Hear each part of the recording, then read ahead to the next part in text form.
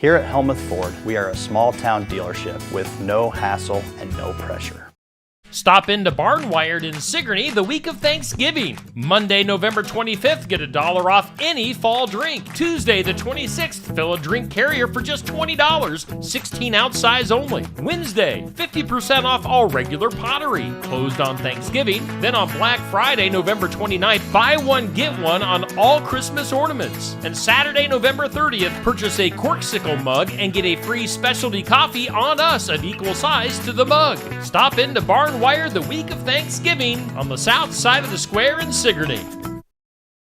Stepping Stones and Eagle's Nest Christian bookstores are thankful for you. Coming up this week is Plaid Friday, November 29th. Small Business Saturday on November 30th. November 29th and 30th only is the 2-day sale, with over 300 items on sale. Get your Christmas shopping done in one place. A coloring contest is also active now through December 30th. And enter to win a trip to Sight and Sound Theaters in Lancaster, Pennsylvania to see Noah live on stage. Over 300 items on sale. Get a book for a penny. And make sure to follow us at Stepping Stones and Eagle's Nest Bookstores on Facebook, Instagram, and SteppingStonesBookstores.com.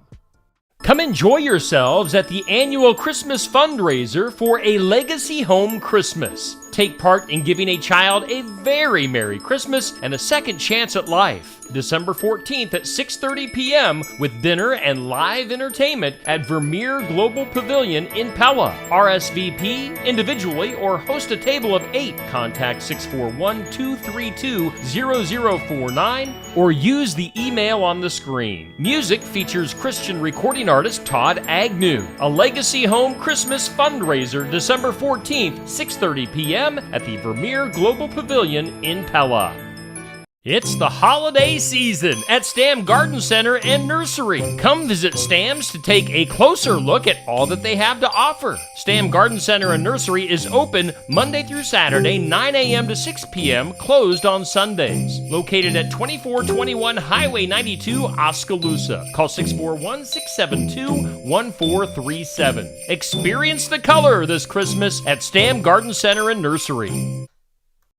Are you alone for Thanksgiving? Don't want to cook?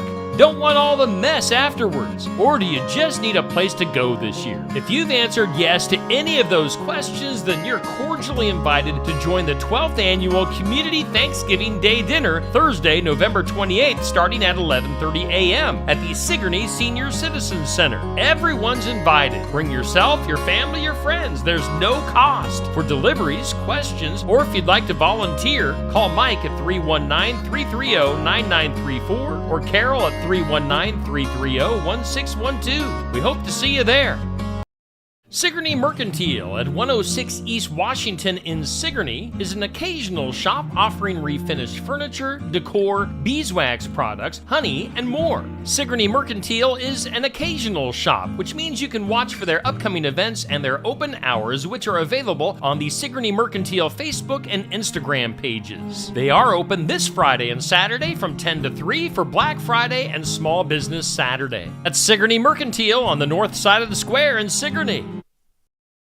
When you have extremes of wet and dry weather, you'll have problems with moldy feed corn. Keep an eye on it so your animals don't get sick.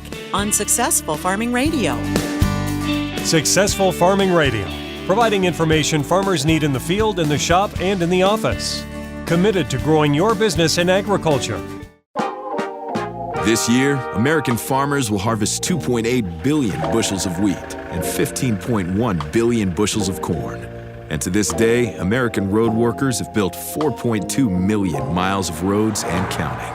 We're proud that John Deere machines rolling off the line here in the USA play a part in supporting Americans who work the land and build a better tomorrow. Nothing runs like a Deere. Learn more at johndeere.com/manufacturing. Check out our full lineup of Successful Farming podcasts.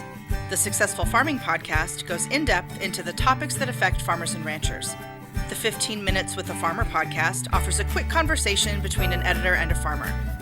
The SF Shorts podcast offers bite-sized interviews about agricultural topics. And the SF Daily podcast covers commodity markets, weather, and the big things happening in agriculture each morning. Search for Successful Farming wherever you download your podcasts.